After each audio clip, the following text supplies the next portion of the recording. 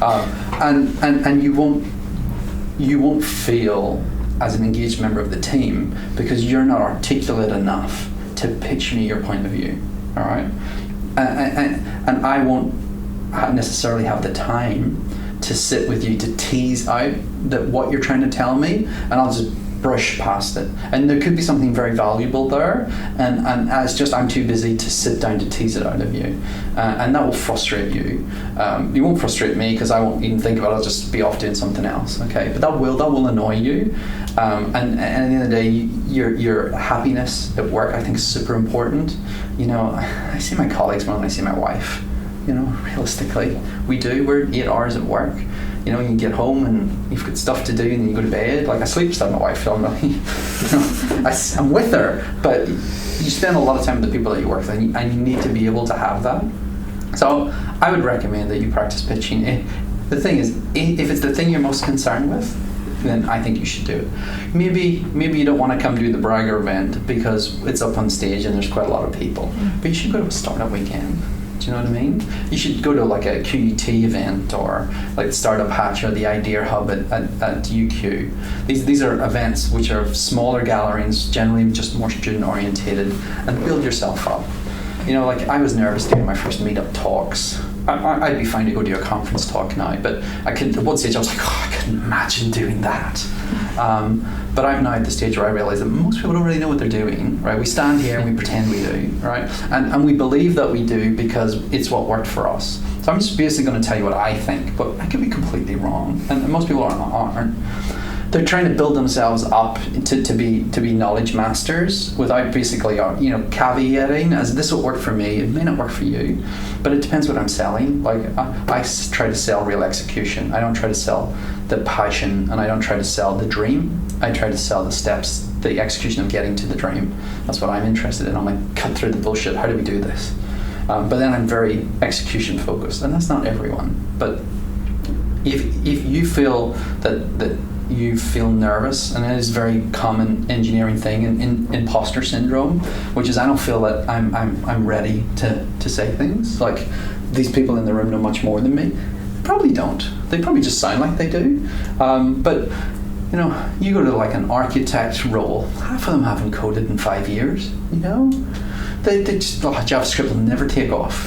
You know, they still believe some of this stuff, and it's because their knowledge level ended at the point they lost touch tools. So there's cool stuff they're just not playing with because they're now off considering other stuff, right? They're not looking at which is the best framework for rendering something on screen because it's at a detail level which doesn't help them. And it needs somebody like you who's more on those tools to have those engaged conversations, to inform them or tell them to come take a look.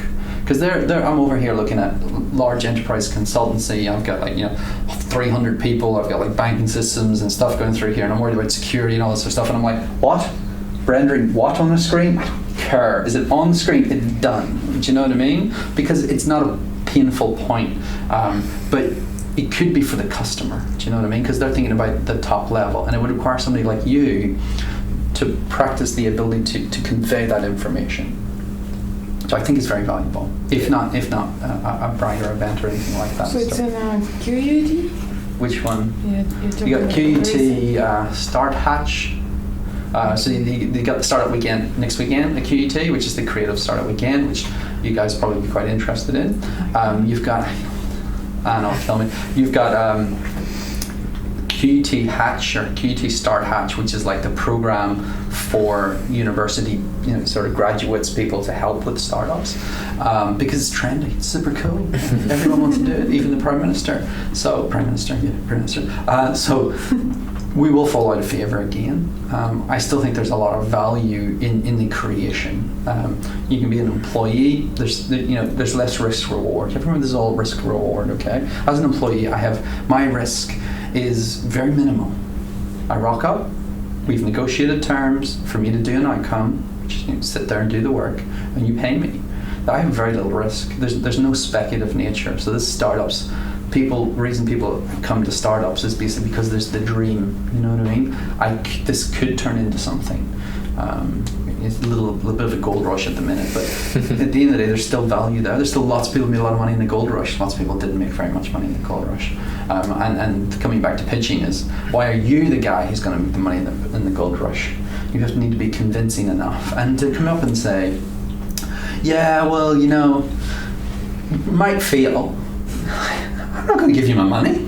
I know you might fail. You tell me you're going to fail. Why, I know that. Like, what you're telling me is you're justifying the fact that you're not going to be the guy who's going to be successful. You're not going to be the winner. You need to be there and convince me that you're going to be the winner, especially for funding. God, it's just so exactly the same getting a job. It is. People go in there, it's like if they're not fully committed that they're the one for the job. People are just sitting there, I'm about to put a 120k total cost of business decision here. Are you the guy? Are you the guy? And if the guy on the other side of the table is not certain himself. There's much more than that, because if I'm going to, I've hired people, and if I'm going to hire you, I'm looking at you today, I'm saying, can you do the job that I need you to do? Are you going to be the guy that I need in 3 years' time? You're not going to be in the same role that you are in today in 3 years' time, generally, especially at your age. You're going to be a senior developer, you're going to be a designer. Are you still going to be here? Are you not going to be here? Are you going to grow into the person that I want? I have to spend time when you get inside my company to train you to be the wheel or cog that I need you to be. So it's much more than the money that you receive, right? And the desk and the rent and the super and all, much more than that. There's a large investment of me investing my time and effort in making you a better person. There's value that I extract later for that. I don't get any value now. So if you're not going to disappear off, if you don't seem committed to me, then my commitment range, I'm not expecting you to say, I'm going to be an indentured servant for 5 years. That's not what I'm expecting, all right? But I need to know that you're not, a serial job jumper. For an employee, if you're a contractor, it's a little bit different, because you're not coming in as a long-term resource. You're coming in to clean the mess in the corner, and when that mess is cleaned, you can leave, because you're coming in to do a job, right? An employee, you're coming in to be a member of the team, and the team needs all members to be committed for a piece of time. So I like the tour of duty analogy. So in the conversation I have, I'm expecting a relative term of duty, right? There's no legal binding, but there's just an expectation that this project is going to last for a year. I want you to be here for a year. Like, this is the milestone I want you to help me deliver on, and I think that helps with goal and value orientation. And it's also nice to have a deliverable to show people what you do. It's very hard when you're doing jobs for architects and stuff. It's sort of like, did you see the thing never fell down? That was me. Did you see that thing that never happened? That's me. And then that's really hard to sell. And that's very important in the pitch, right? Because I have to convince a room full of developers why they need to change the way they're doing it. Why you need to move to RESTful interfaces even though you've done SOAP for ages. Why you should be using microservices architecture even though it makes your job harder. Why you should be doing these things. And if I don't pitch you and you don't comprehend the value to you and to everyone else and place the value to you as the cog and the cog in the context of the larger machine, you're not going to understand or be aware that when you didn't enter your timesheet that we couldn't invoice, which means 5 people didn't get paid. Okay? Which is like, why didn't I get paid? Well, you didn't do your timesheet, which means I couldn't do the invoice, which means we didn't get paid, which means we have to wait till next month before we get paid, which is now I'm drawing out, now the company could be at risk because startup companies have got no money. So we're at a risk now because this cog didn't do the job, which is larger impacts. So it's super important, but understanding the context is very important. But yeah, recruitment is a key. Like if you're going to grow a company and a startup company, you can go from 2 people to 20 or 50 people easily in a couple of years. And if you're like a Google or whatever, you can go to hundreds and thousands of people. It's a full-time job. And it's a full-time job. Like some of these larger corporates would have something like this size as basically an employed unit within their company who just constantly try to bring in talent.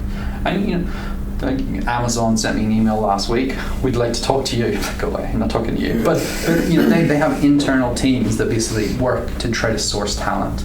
And because it is such an important part, and that fit is very important.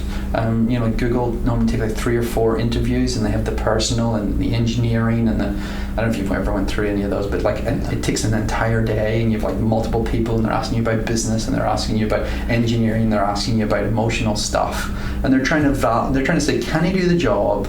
Will he fit in with the team culture? And is he actually committed? Is he going to do the job? So those things are critical for any sort of employment as well. So I think that's it for me. You catch me on Twitter again at Darren Rogan. And the Briar again is 23rd of March. It's an open public event. Anyone can come and pitch. You pay if you don't pitch. So you can still turn up, but you have to pay. Okay, because I want pitchers, I don't want bystanders. It's a bystander tax. This is a participatory event. It's a no-fail room. Where is it? It's at the Woolly Mammoth upstairs in the garden bar, and we have some sponsorships. There'll be a little bit of food, and a little bit of drinks to try to help that Dutch courage. But you're going to see real startups who are raising money, who are in the market with their real 3-minute pitches.